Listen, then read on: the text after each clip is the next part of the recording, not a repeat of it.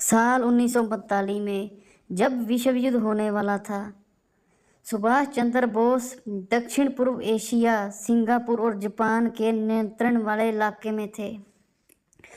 उनकी आज़ाद हिंद फौज INA Japan के साथ मिलकर अंग्रेज़ों के खिलाफ लड़ाई लड़ रही थी।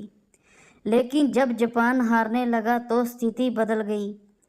नेताजी को लगा कि अब यहाँ रहकर लड़ाई जारी रखना मुश्किल होगा। बताया जाता है कि उनका प्लान सोवियत संघ USSR जाने का था।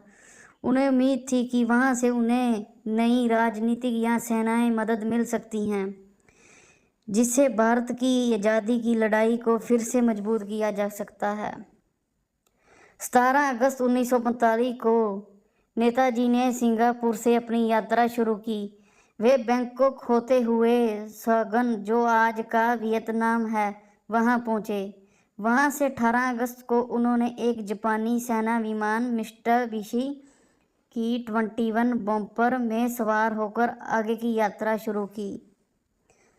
18 अगस्त 1945 को ताइवान के तैहोकू, आज का तेपई है, वहां के एयरपोर्ट के पास टेक ऑफ के तुरंत बाद विमान में तकनीकी खराबी आई और वह दुर्घटनाग्रस्त हो गया। कहा जाता है कि विमान में आग लग गई थी।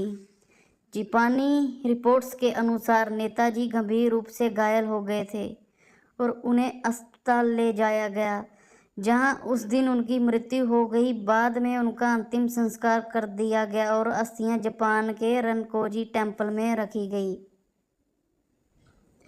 पर विवाद क्यों है, यही कहानी से सस्पेंस बन जाती है।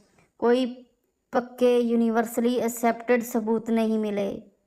गवाहों के बयान अलग अलग थे। कई लोगों ने बाद में दावा किया कि नेताजी जीवित थे। इस पूरे मामले की जांच के लिए मुखर्जी कमीशन बनी, जिसने यहाँ कहा कि विमान दुर्घटना वाली कहानी पूरी तरह साबित नहीं होती। आज भी इतिहास में यह एक अनसुलझा रहस्य है। कुछ लोग मानते हैं कि वे 18 अगस्त 1945 को ही गुजर गए, जबकि कुछ मानते हैं कि वे बच निकले और कहीं और चले गए।